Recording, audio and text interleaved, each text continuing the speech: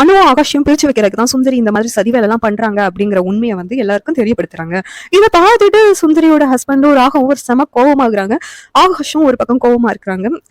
சுந்தரியோட husband இப்படிலாம் நீ பண்ண நான் கொஞ்சம் கூட நினைச்சு பார்க்கல அப்படின்னு சொல்லிட்டு ஒரு பக்கம் சொல்லிக்கிட்டு இருக்காங்க.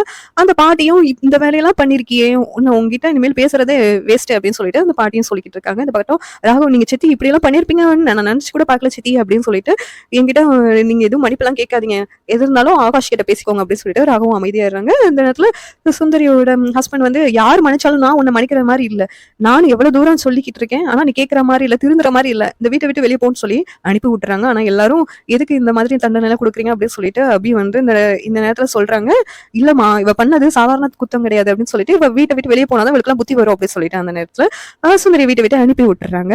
இந்த சுந்தரி வந்து அவங்க அம்மா வீட்டுக்கு போறாங்க. அங்க வந்து அவங்கள ஒரு அடிமை மாதிரியே ட்ரீட் பண்றாங்க, வேலைக்காரி மாதிரியே. இதெல்லாம் பார்த்துட்டு நம்ம நம்ம மாமியார் வீட்டுல எப்படி இருந்தோம் அதெல்லாம் இங்க இல்லையே, நம்ம மேலதான் ரொம்ப தப்பு அப்படின்னு சொல்லிட்டு அவங்க வந்துட்டு முடிவு பண்றாங்க, நம்ம வந்து இனிமேல் நல்லதுதான் செய்யணும், இப்படி சதியெல்லாம் பண்ணக்கூடாது அந்த கிருஷ்ணாவோட சேர்ந்துக்கிட்டு அப்படின்னு சொல்லிட்டு சுந்தரி வந்து மனசு மாறுறாங்க.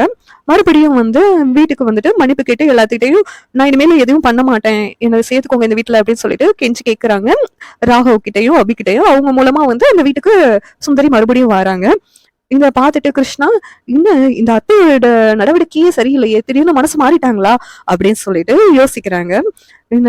அந்த சுந்தரியும் வந்து இனிமேல் வந்து நீ ராகவும் அபியும் பிரிக்கிறத பத்தி என்கிட்ட பேசாத, நான் வந்து இதுல இருந்து விலகி இருக்கலாம்னு நினைக்கிறேன் கொஞ்ச நாள் அப்படின்னு சொல்லிட்டு அவங்கள விட்டு விலகி இருக்கிறாங்க. இந்த மாதிரிதான் வந்து வேற எபிசோட அமையலாம் சொல்லிட்டு நான் நினைக்கிறேன். இந்த சீரியல் எப்படி இருந்தா நல்லா இருக்கும் நீங்க நினைக்கிறீங்க கமெண்ட் பண்ணுங்க. இந்த வீடியோ பிடிச்சிருந்தா லைக் பண்ணுங்க, ஷேர் பண்ணுங்க, சப்ஸ்கிரைப் பண்ணுங்க. தேங்க்யூ.